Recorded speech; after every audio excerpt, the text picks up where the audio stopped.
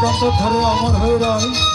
এই ভালোবাসা কেমনে ভুলিবে বোন, তুই ছাড়া যে শূন্য ঘরে কে আদর করে বলবে আয় রে ভাই ভাত পেয়েছি ভাতটা খেয়ে যা, কে বলবে ভাই তুই কই রে, তুই ছাড়া বুকটা খালি খালি করে রে বোন।